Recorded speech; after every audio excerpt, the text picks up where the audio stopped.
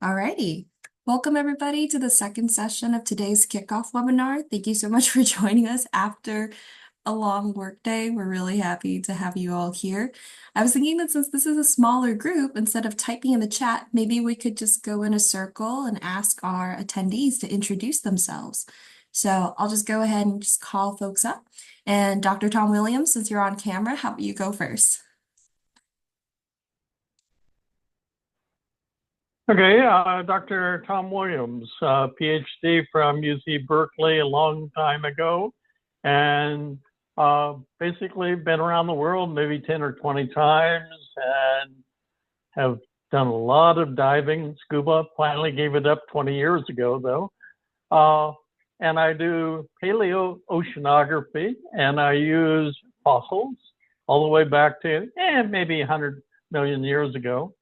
So I am available. I know something about oceanography and the changes that have occurred, especially during the last 1,000 years, but also the previous 10 million years. That's all. Fabulous. Thank you so much, Doctor. I'll kick us up to Claire now. Hi, everybody. Good evening. My name is Claire Ari. I'm the program manager for the Marine Protected Area Collaborative Network. I'm sorry that I just hopped out of a pool teaching my young daughter to swim, so I'm going to stay off camera because my hair is just that crazy, but I'm glad to be here. Thank you. Glad you're here with us, Claire. Next, we have Catherine.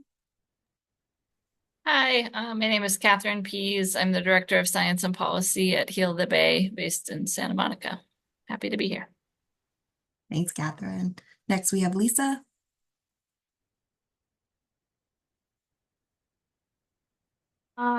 Hi, sorry, I was having a hard time getting off mute there. This is Lisa Damrosch. I'm the Executive Director of the Pacific Coast Federation of Fisheries Associations, and I'm happy to be here listening in again. So thank you for having me. Thanks for tuning in again, Lisa. All right, I think that's everybody's attendees. OPC team will have our intro slide, so I'll kick this off to Abby. Excellent. Thank you so much. This is the second webinar that we're doing today. So we did one earlier today, and a lot of people came for lunch, but not everyone can always come during the workday or have childcare. And we really are trying to make this entire public process to be very transparent and accessible. And so that's why we're having an evening one. So I suspect that this is going to be a little more intimate, but probably a really fulfilling webinar. With that, I'm going to start doing a little presentation on our framework, and then we're going to have plenty of time to get in and have a discussion. So answer any questions or concerns you may have. So with that, I'm going to introduce the Ocean Protection Council team for 30 by 30. So our leadership is Jen Eckerly, the Executive Director of the Ocean Protection Council. And then we also have Mike here on with us. He's the Senior Biodiversity Program Manager and Tribal Liaison. My name is Abby. I am one of the 30 by 30 program managers. We have Dr. Ann Deep. She is the other 30 by 30 program manager. And we also have Mina Adabeg, our 30 by 30 OPC summer intern. So we're really excited to be here. And we also work really closely with the Ocean Science Trust team, Dr. Liz Whiteman, the Executive Director of Ocean Science Trust, and Dr. Heidi White, one of the science officers at Ocean Science Trust, are working with us behind the scenes on all things 30 by 30. So we're going to talk about 30 by 30. In October 2020, Governor Newsom issued Executive Order N8220, which committed California to conserving 30% of its lands and coastal waters by 2030, the 30 by 30 target, putting California at the leading edge of an international movement to protect nature. California's 30 by 30 initiative has three main priorities: to protect biodiversity, expand access to nature, and mitigate and build resilience to climate change. So in 2022, the California Natural Resources Agency released Pathways to 30 by 30, a really large report that details strategies and opportunities on how we're going to get to this ambitious goal. Pathways defines 30 by 30 conservation areas as an area that is durably protected and achieves biodiversity outcomes. Right now, our state MPA network of 124 marine protected areas covering 16.2% of coastal waters aligns with this definition of conservation that was set forth in Pathways. So OPC has identified 4 primary approaches to conserving 30% of coastal waters by 2030. Today's presentation centers on the proposed science-based framework to evaluate and advance protection and conservation of California's coastal waters and meet this goal. So this includes continuing to adaptively manage our state's MPA network, strengthen protections in our national marine sanctuaries, support Indigenous marine stewardship areas, and evaluate all the other marine managed areas that are already in our coastal waters. So to provide scientific guidance on 30 by 30 implementation, we have been really fortunate to assemble, through partnership with the Ocean Science Trust, a technical advisory panel composed of experts working in California and around the world. This is hard stuff, and the task of how to evaluate biodiversity, access, and climate mitigation and resilience in coastal waters is not an easy one. So this panel has been meeting really diligently during the winter and spring on the development of this draft decision-making framework, and will continue to guide us as we navigate the next steps in the process. Okay, now the reason we are all here, the decision-making framework. So we start with the question, how do we evaluate area-based management? Understanding and assessing the ways that marine managed areas benefit biodiversity, provide human access, and climate resilience benefits can be really complex. So in order to look at this, the international scientific community has also been grappling with this challenge for many years and has developed robust tools for evaluating the effectiveness of area-based management. To develop this framework, we are relying on multiple resources and international guidance, including the MPA Guide, the International Union for Conservation of Nature site-level tool for evaluating other effective area-based conservation measures, or OECMs, as well as guidance specific to California, including reports to the OPC Science Advisory Panel and lessons learned from the first decadal management review of California's MPA network. So this framework is a 4-step process, and I'm going to walk through each step and how to get to a designated 30 by 30 conservation area in coastal waters. The first step in the framework is looking at durability. This is fundamental to 30 by 30. This one is easy because the definition is in Pathways. Durable protection means anything that has gone through a formal process and is not easily undone. The next step is to evaluate biodiversity. So for this, we're going to look at breaking up the process into 2 pathways. One for areas created primarily for biodiversity conservation, for example, the California MPA network or national marine sanctuaries, and one for areas created for reasons other than biodiversity conservation. For the areas created primarily for biodiversity conservation, we propose using the MPA Guide, a science-based, policy-relevant framework based on peer-reviewed scientific literature.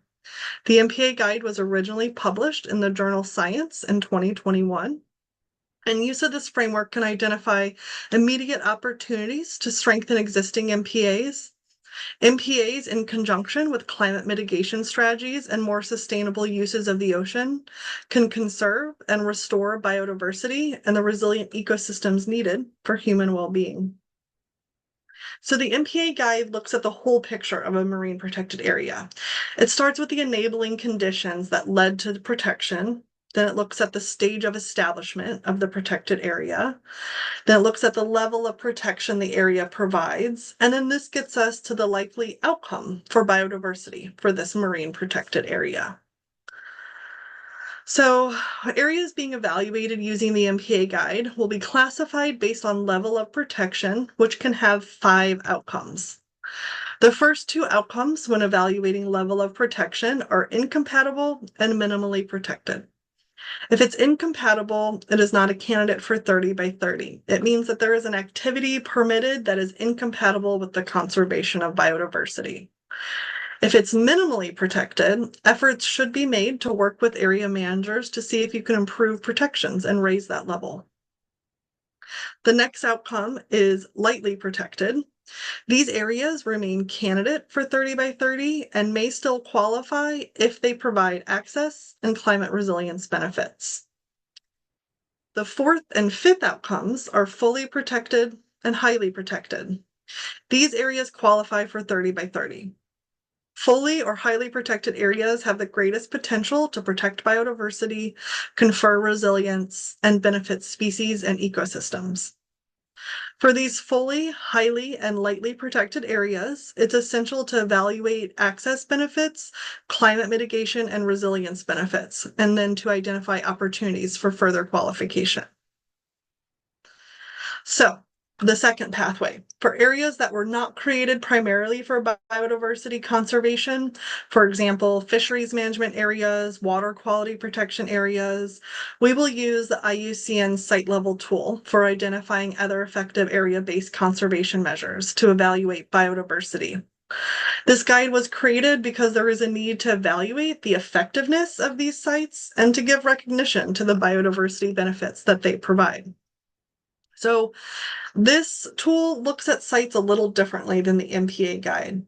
Rather than evaluating all the activities and protections that exist within a site, this tool uses a series of criteria to determine if a site qualifies. The first thing you look at is biodiversity values. What is here that makes this place special? If there isn't biodiversity we want protected, then we don't need to evaluate the site. This is not really a problem in California's coastal waters, as I'm sure Dr. Tom, I can't see your last name right now, can attest from diving along the coast. There is pretty much many special places with many types of biodiversity values all along the coast. The second thing you evaluate is what are the threats and pressures that exist at this location. If impaired water quality would be detrimental to biodiversity in that area, for example, an estuary or wetland, then water quality protections would be critical in order to address those threats. The third criteria you evaluate is management actions. I'm sorry, what? The third criteria you evaluate is management actions. What regulations, policy, management, and activities are in place, and do those activities meet the threats and pressures sufficiently to provide biodiversity protection? And this gets us to the fourth criteria, which is the likely outcome. Is there a reasonable likelihood that the important biodiversity values for which this site is identified will be conserved in the long term? So when you go through this evaluation, you get a very clear yes or no answer. If the site doesn't qualify as an OECM, it has no reflection on the effectiveness of that site in doing what it was created to do. It just isn't providing sufficient biodiversity benefits to qualify for 30 by 30 without some sort of additional action, for example, removing a specific threat or barrier. If a site is yes, it qualifies as an OECM and it will be a candidate for 30 by 30 and go on to the next steps in the evaluation process, access and climate. So as final steps, evaluating access and climate mitigation and resilience benefits are essential to advancing California's 30 by 30 goals. Ultimately, if an area meets the necessary criteria through either the MPA guide or the IUCN site level tool and evaluating access and climate benefits, it can be designated as a 30 by 30 conservation area. This framework really emphasizes working with the managers to improve protections and thoroughly evaluating biodiversity, access, climate mitigation, and resilience benefits. So that's just a lot of information I've put together in a really short period of time. But we've pulled together a lot of different resources to perform these evaluations. And you can find out more information in our 30 by 30 draft decision-making framework for coastal waters.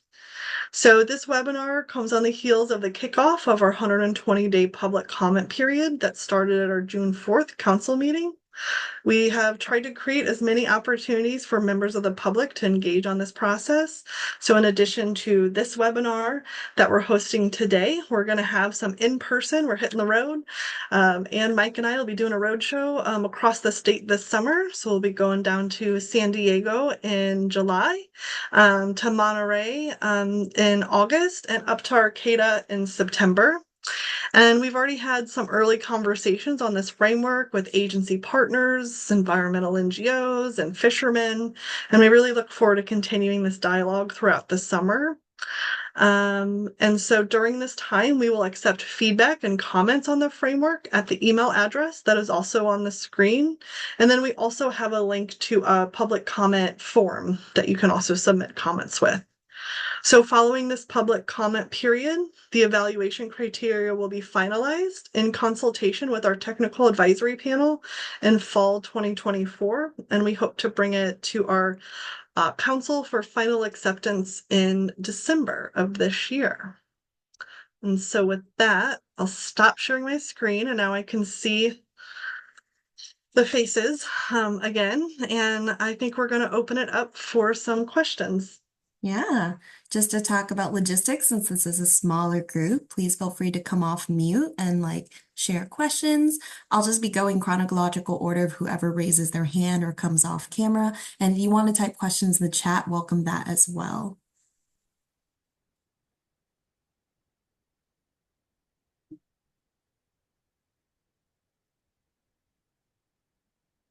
Who wants to be the first brave soul to ask a question?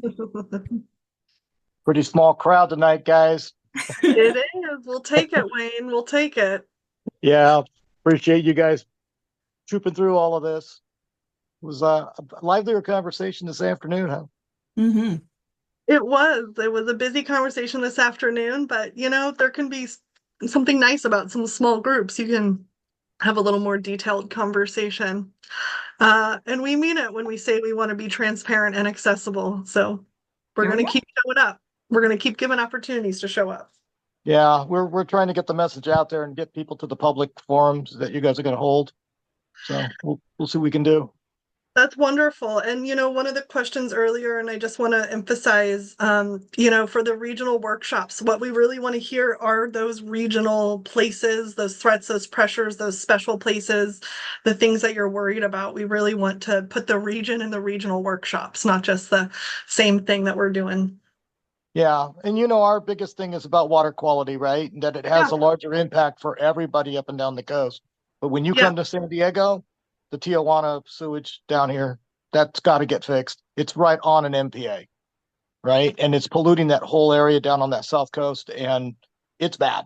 It is really bad. There, and there's a lot going on there.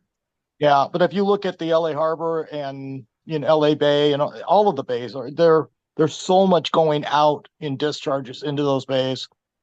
It's hard on all of us. And then anybody who goes in the water, look at how many red tide pop-ups we have right now, domoic acid problems. Those are the things that really bother us, because those are things that are our Mother Nature's sign that there's a problem in our eyes. So, and those are usually man-made. That's not Mother Nature doing it. That's man-made.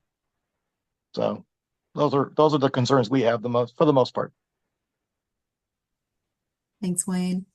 Dr. Tom Williams, I see that you're off mute.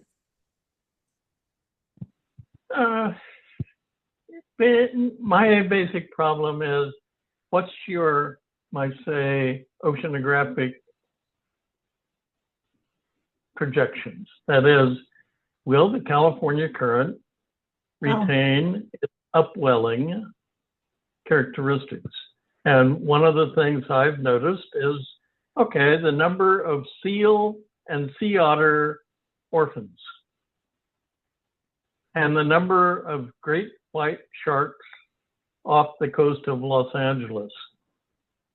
And for me, having had to dive in the upwelling and around a few of the kelp beds, it's damn cold, but not so much anymore. When you get great white sharks off the coast of Los Angeles, it means the California current is not as cold as it used to be. And is it going to get warmer?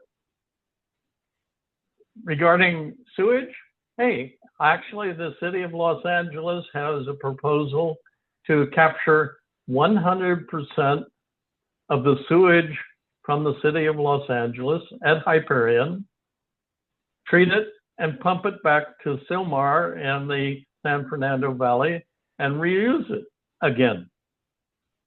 We right now are trying to do a lot of things to control runoff because the Santa Monica people had successful lawsuits against the outflow of, quotes, drainage water from the city of Los Angeles and the county of Los Angeles. And so there are some improvements coming that will benefit the coastline. However, do I say it? Global warming? Are we going to be affected by the problems of global warming? And I say, I know San Francisco quite well. I was the San Francisco Audubon chair for land use and development back in the 70s, and spent a lot of time at Berkeley and on the mudflats out from Berkeley. But it's basically mattered as to that's changing. But the fundamental issue for me is the California current and what it's going to do over the next 20 to 50 years. That's it. Well, one thing I'll say is that I'm not going to be able to make a prediction about the California current, and there are many forces outside of our control. And 30 by 30 is inherently a spatial and area-based management tool. So there are things that we can do with area-based management, and there are things we can't. But because these changing conditions are really important for area-based managers to understand and be able to respond to and adaptively manage to, monitoring and looking at the climate resilience and mitigation benefits, that's the reason that that's one of the pillars of evaluation that we're doing, is to see what we can do in order to mitigate some of these conditions that are beyond the scope of a discrete area-based management can sort of do. Lisa, I see you have your hand up. Yeah, hi. Well, first I just want to tell you guys that I was here earlier, and I just really appreciate the organization and the way that you are all presenting things, and sort of the transparency and the explanations and the links in the chat. I think all of those things make this a process that is accessible. And like Wayne, I think one of my goals is to sort of demystify and I don't think scarify is the word, but it's the end of the day here. Try to figure out how to make sure that we are participating in this process and not afraid of it. And I think from the commercial fishing side, and this is probably from the recreational fishing side as well, but certainly from the commercial side, and I know it was mentioned earlier, this resolution that came out, and sort of this fear that no take zones are the answer to everything, and that ending commercial fishing access is the way to get to 30 by 30 is the big scary, right? And I really appreciate how much you are all pointing to science and counting on science and promising to use science. And, we believe that, commercial fishing is not incompatible with conservation. Honestly, we believe all types are not incompatible with conservation. But I think from what we're seeing, and I still have to do a lot of studying, but I have some questions about when you're talking about the sanctuaries. I think that's one of the big questions that people are looking at, sanctuaries that were designed for biodiversity and that already have well thought out frameworks that are not allowing certain types of gear in certain areas.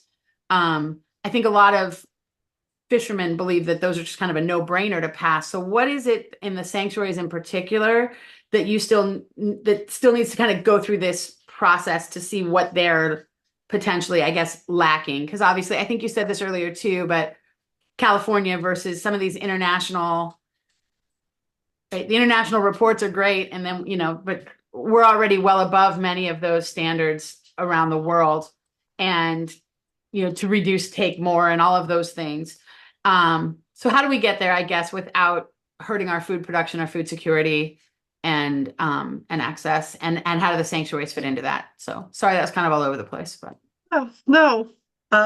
One, you're welcome. We're happy to be transparent and continue this conversation. Two, I think I can make a pretty clear promise that if there is any kind of fishing restrictions, that we are going to continue that conversation, that it's not going to come out from left field. So this is many iterations of conversations. But regarding your sanctuary conversation, I would say that the sanctuaries have been evaluated as a whole in federal waters and state waters. And there's like a different amount of fishing that's sort of allowed in federal waters. And when sanctuaries were evaluated, not by us, but by other organizations, they've been done several times. There's been several peer-reviewed published papers about it. The sanctuaries came out as minimally protected. And you need to have that lightly protected bar with in the MPA guide in order to qualify for 30 by 30 in California. We have not done the evaluation of the sanctuaries in state waters only. So that's looking at only the fishing that's happening within state waters for the sanctuary. So I can't answer whether the sanctuaries are going to come out as minimally protected or lightly protected based on a lot of the activities that are allowed there. We haven't done that analysis. We strongly suspect that there's going to be many zones within the sanctuary that do come out as lightly protected and will end up qualifying for 30 by 30, whether the sanctuary as a whole will or not. An example that I would just put out is that, well, actually, I think that's enough said. Mike, do you have anything else to add to that?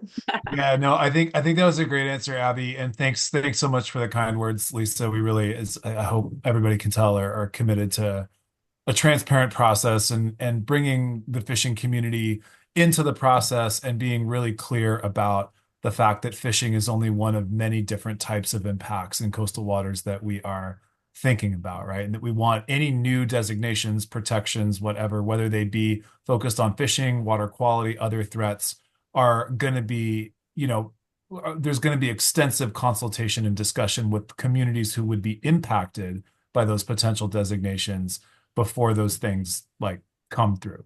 And I think I said this, I did say this on the webinar at noon, but that resolution, while OPC can't take an official position on it, I do think it's important to flag that it's not binding. And as written, it is not consistent with our process, right? So we are staying the course with our 4 approaches with this decision-making framework. And yeah, I'll just leave it there. But I think the thing on sanctuaries really is, where the MPA guide I think helps to get us is from to a more objective place where we're not just saying sort of like, well, we kind of know 30 by 30 when we see it. It's like, no, this is our objective bar, right? So it refocuses the conversation on like, we don't think sanctuaries do enough, to, okay, but what explicitly more could they do? And so I think to get there, like Abby said, we have to do the evaluation, and then we also have to think about how the MPA guide, which is an international tool, makes sense in California, right? So one of the bars, like between minimally to lightly, is the number of gear types permitted, right? So over 10 gear types bumps you down to minimally, according to the MPA guide.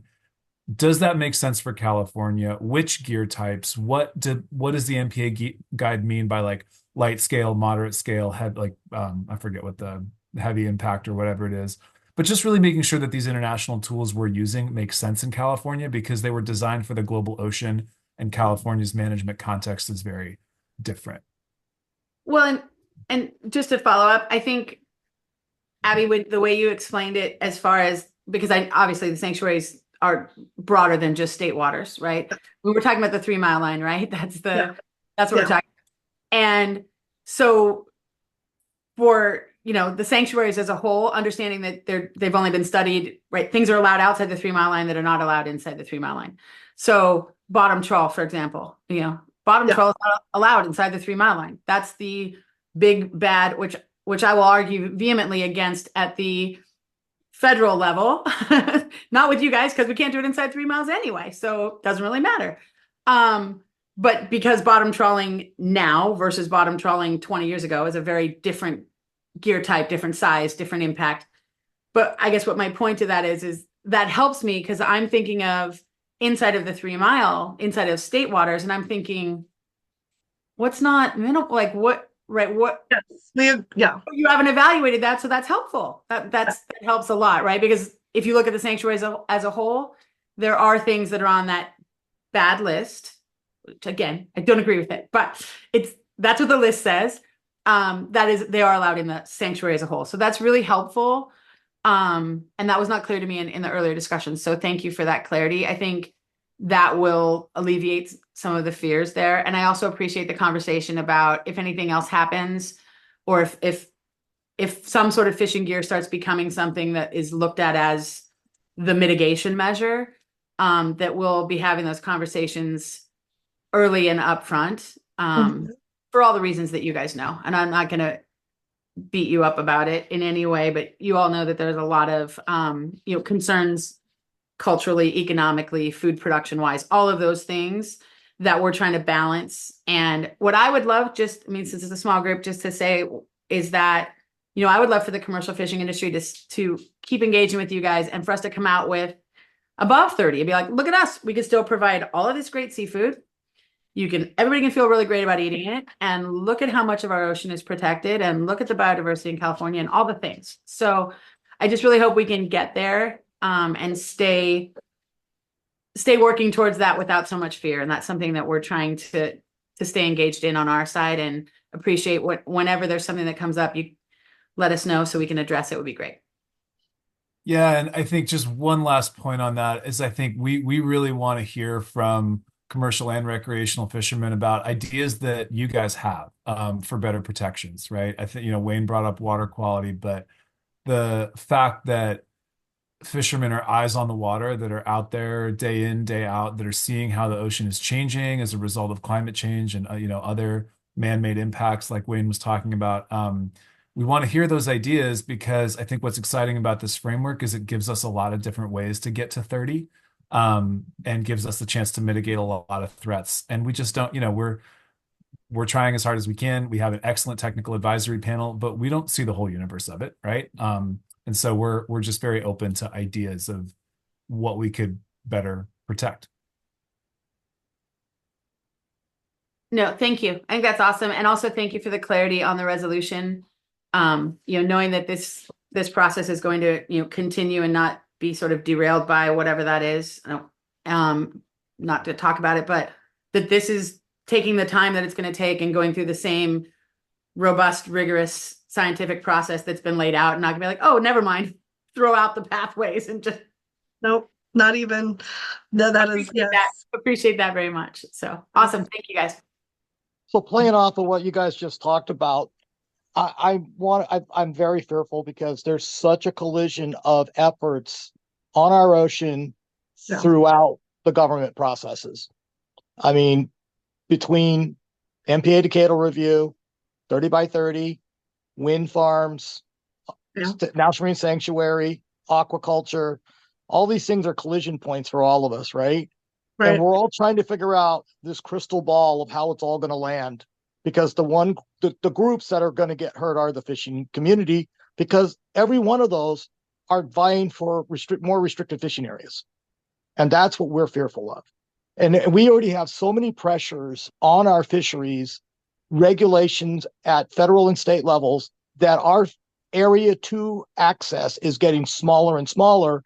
And that's the part that we're getting regulated out of, because we don't have access to it all. So we're all getting pushed into a smaller zone.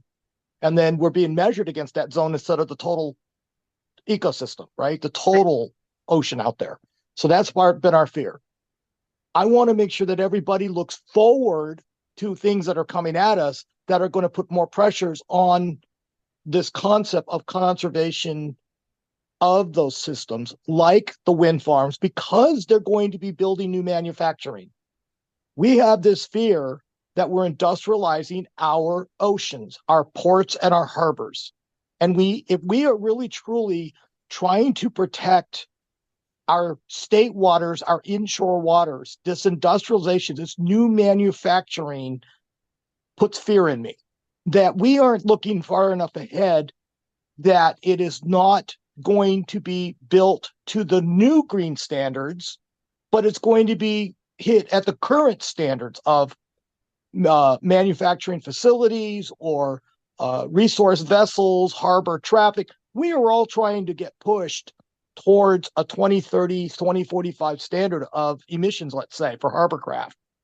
Everybody should be building towards that now, not building with old technology, the barges and all of the transportation, all the manufacturing. All of it should be built toward the green standard. You know what I mean? All renewable energy, all your transportation in and out of the harbor, all of it. That's what we believe. And you guys have to help us to push that. Otherwise, all this other effort doesn't make sense. It all has to work together for us to succeed. But when they build these new manufacturing facilities up and down the coast, they're in our state waters. They're taken away from our ecosystems that we're trying to now protect. That frustrates the heck out of us. When we talk about expanding outside of the Long Beach breakwall is a very good example. Do you know how good that ecosystem is right now? How much we utilize that up and down that breakwall, how long it is? And they're going to try to build a manufacturing facility outside of that? That just confuses me. What they're going to have to do up in Humboldt to dredge that out to be able to do manufacturing and have the depth necessary to go in and out of that harbor. I don't know how they're going to get through the environmental impact of that at this point. So these are the things that are concerning us that we all have to look forward. We all have to have a better crystal ball on that future of what's going to happen here, you know, and that all of those things that are going to happen, whether it's in federal waters or not, are going to impact our state waters. Whether or not it's the wind movement, the tidals movement, we're now having to go through, what is that other bill, 505 or 605, whatever it is about the wind energy, the tidal wind energy, they're having to go look at that. Well, wherever that project ends up is going to have an impact on our ocean, on our ecosystem, on our tidal movement. Everything has an impact. We talk about upwelling from the other doctor. This could have an impact on it, right? So to surge up against our shoreline, what it does, all those things, everything. And then earlier we talked about it, the electricity in the water. There's plenty of studies to talk about the impact from that. So what does that do along Morro Bay, right? So all of these things, it's very frustrating. It's very complicated, but it all needs to be taken into account. Now, as we move forward, going through the decision trees that you guys are putting together, all we've been asking for is let's look at some of these areas that we believe should be closer to qualifying and take the step through. Grab the group, sit down, and let's go through that decision tree together and put it across a spreadsheet.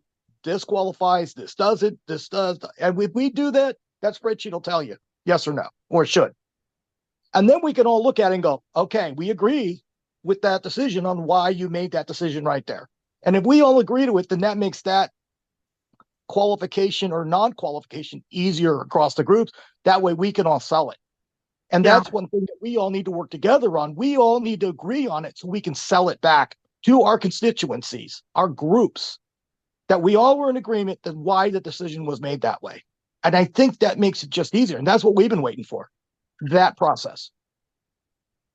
Wayne, I'll say one thing to that point is that you are correct. Like having that outcome of a transparent process that you can look at the evaluation that was done and why the conclusion, whether it was qualify or not qualify for 30 by 30 was made, and that you can follow each step of that.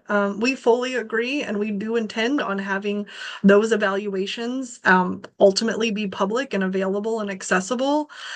We are trying to be very thoughtful about this process. This is the draft decision-making process. This is tailoring international guidance to California. So I know you just want the answers and you want the evaluation of the thing right now. And we're still making sure that each step of that process we take into consideration. And that's kind of why we're doing public comment now while we're still sort of finalizing each step of this process, is so we can hear this world of things, all these things that are coming in, so we can make sure we incorporate, all of the different aspects that we need to in this process. And so all I can say is that we've kept the process transparent to now, and when we get to the like in the weeds of the evaluation process, we're also going to be transparent there.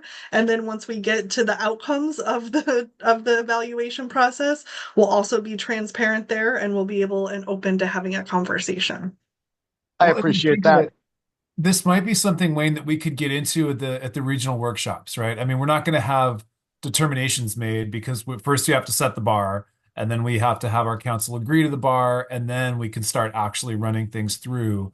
And you know, man, I wish that we were here 2 years ago, right? I wish that it hadn't taken us 2 years to figure out where we are setting our bar for conservation, but we are where we are, and I think this is a good process, and you know, it's taking the time that it's taking. But I think at the regional workshops, that would be a great place to start talking through, okay, here's some of the places we're aware of here in this region. Let's start thinking about what it means to run them through this decision tree. Okay, you run this area through and it comes out no. Well, that doesn't make any sense because what about all these things that it does do? Like, and that helps us kind of with that process of figuring out how these tools touch down for California. So I don't, you Well, I know, think that's good. I think yeah, using that with the regional, because hopefully you have the people that have the knowledge, right?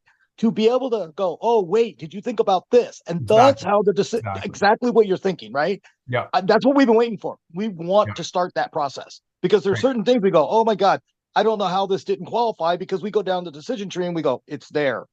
I can get to the end. Yeah, That's what we're struggling with.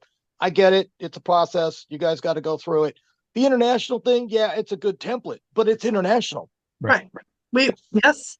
Have that level of problems that the international has, right? Right. They're looking at a much different scale. yeah, But in California, we are the most restricted, most regulated, and the Fed and the state side. So we're struggling with, we're not really at that level, you know, okay, 10 gear types, whether you believe that or not, but we're still asking the same question. We've been very consistent from the beginning. This isn't a slight.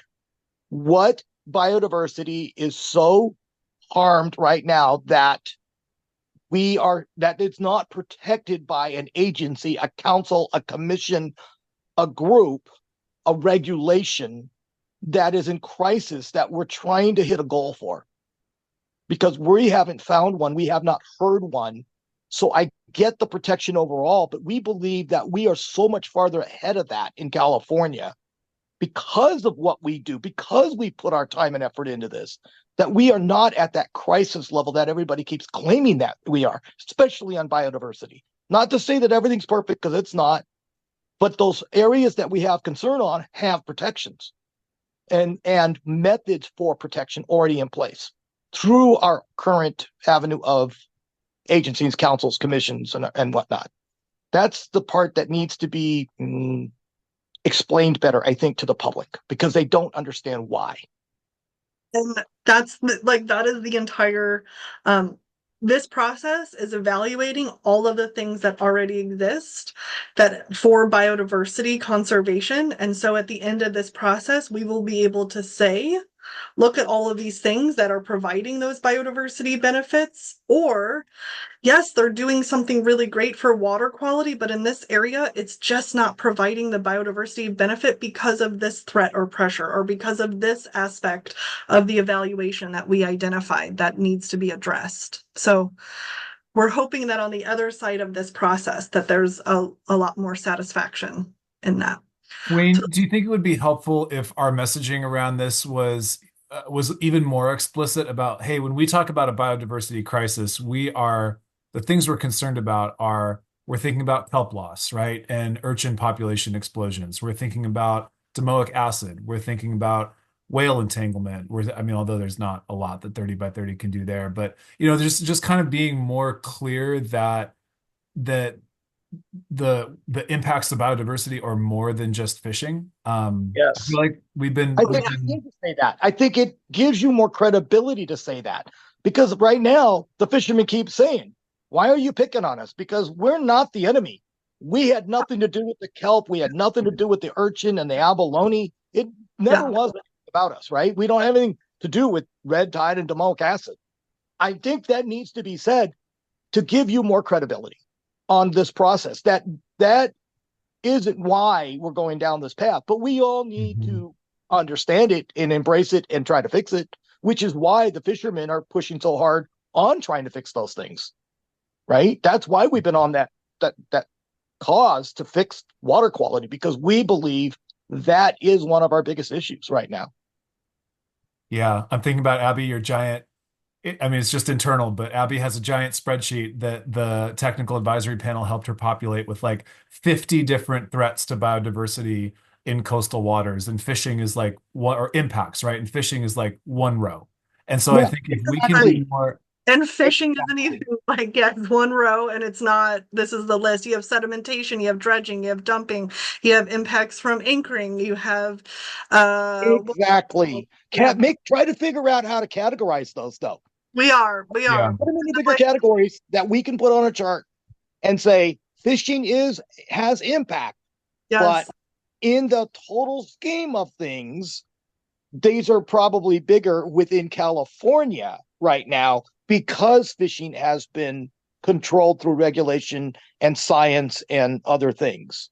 You see what I'm saying? It's how you state that. I also think like climate change adaptation along the shoreline is going to like, you're going to be having a lot of building and change in sediment and sediment flows, and that's going to impact a lot of your habitats and your near shore environments. Like there is a lot of different things and activities that happen that have large impacts, you know.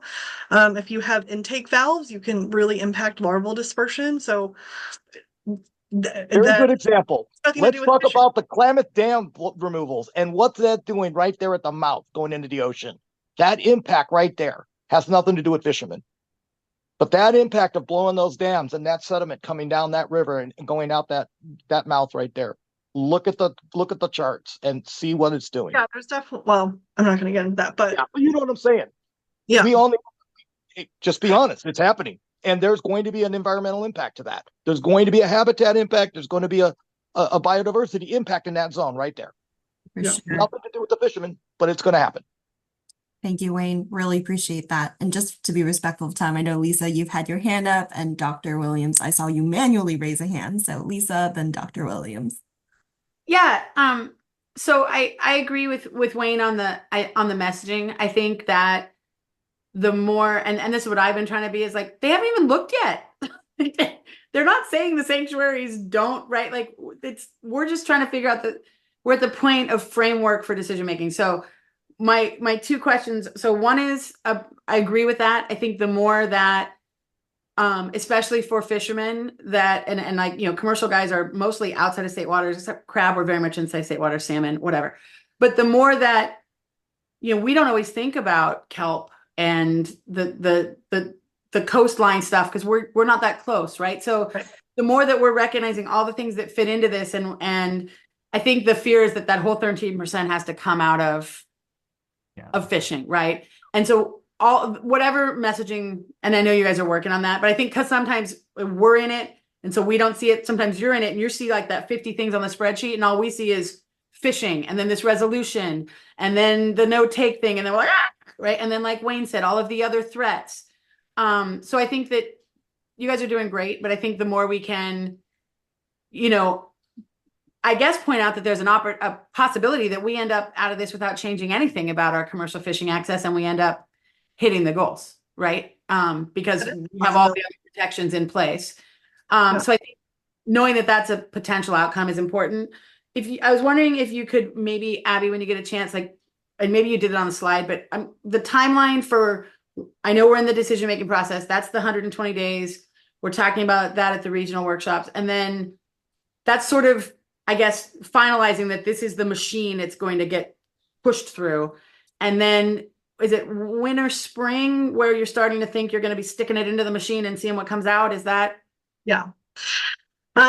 Lisa, I'll just say thank you, because what I just realized is for our regional workshops, we're going to adjust our presentation and we're going to slow down in the beginning for a minute and we're going to maybe go into the biodiversity and we will make it clear that biodiversity is kelp and seabirds and our seals and our whales and our fish and our abalone and all of the things. And I think that we jumped so quickly to like, this is the evaluation process and I think we, you know, I wasn't trying to be glib when I said there's a biodiversity value everywhere in California, but like I think maybe if we make it really clear that protecting that spectrum, honestly, I think kelp is one of the important areas, like our kelp restoration areas, the kelp climate refugia. Like kelp is definitely a strong consideration that we're thinking about as spaces to be considered as part of 30 by 30. So thank you. Like we will actually change our messaging as a result of that. And especially for the regional workshops, I'll try to do a nice job of making sure that I identify some of those biodiversity elements that are regional specific as well. So, Well, I think the more you can even just redefine biodiversity, right? It's one of those words that you're like, what the hell does that even yeah, mean? Right? You great. see it so much, and then you're like, so the more we can kind of break down that's what that means, and like I said, all the things that you just said, I think that's great. And I appreciate you guys, listening to us and learning on how to communicate more, because Yeah. you're going to get at those regional workshops, you're going to get a lot of scared people there Yeah. with multiple stakeholders. So, Yeah. Thank awesome. you. And thanks for the timeline clarity too. Yeah. Dr. Williams?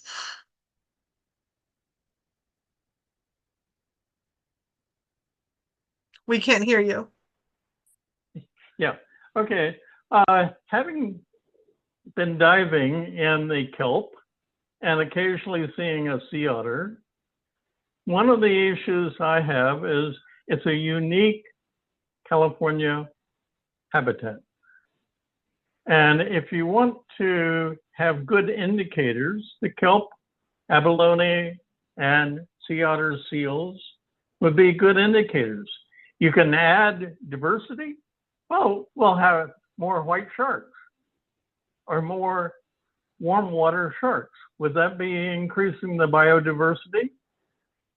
Would it affect the habitats that we are trying to protect? I think so.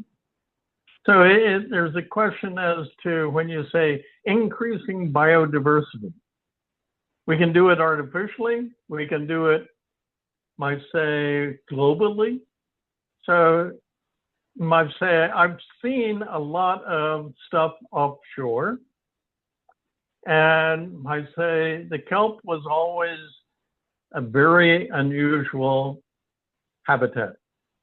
And might say, I doubt if anyone has really sampled the micro, meso, and mega faunas and floras of the kelp.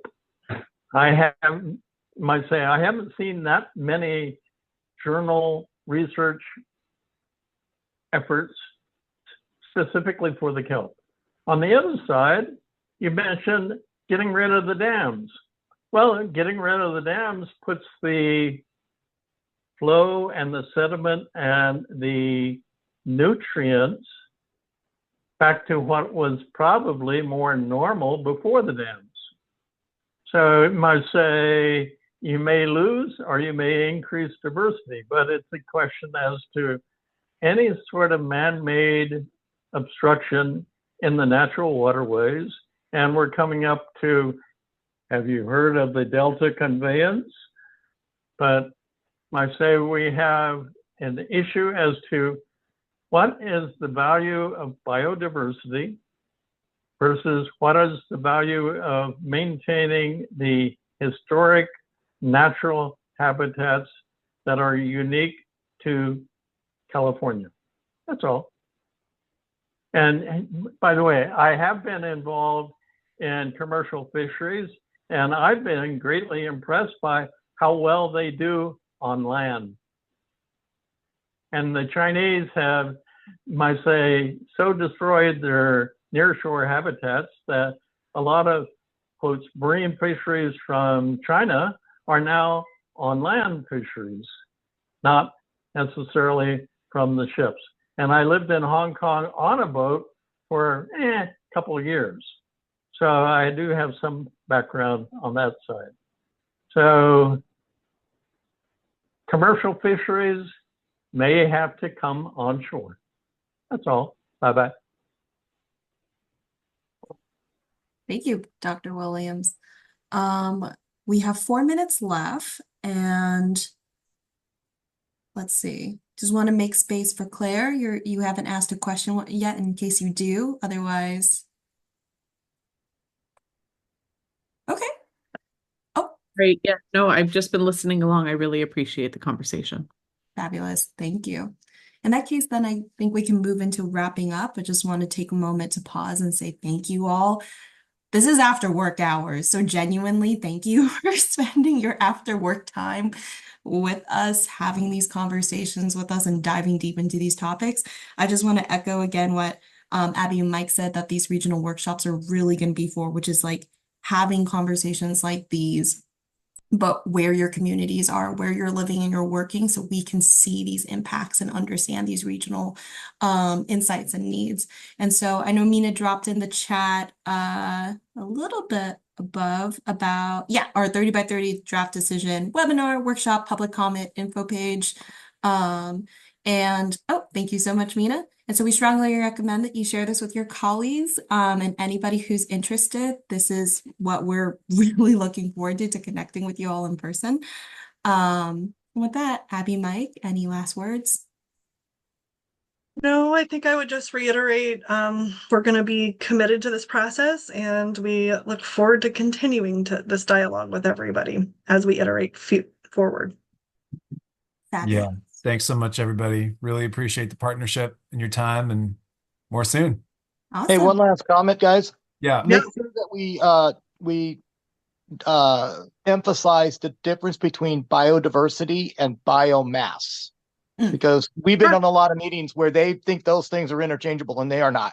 Good point. You know, and I think that's been a frustration from our side too, that they're saying, oh, we got this increase in biodiversity, and we're like, really? What is it? Because what you're talking about right there is biomass increase. No, and it's not the same thing very No. much. And you think about it, I mean, think about those MPAs that are closed. Yeah, they've been closed. There's no contact, there's no take. Yeah, nobody's going to argue increase in biomass, right? And then the last one is, we talked about it, but the impacts of Mother Nature that are outside of all of our control happen, right? Climate change is going to happen. It's how we react. And are we going to be conservationists as management, or are we going to be protectionists and say, Mother Nature, let her take her course, and there's going to be winners and losers?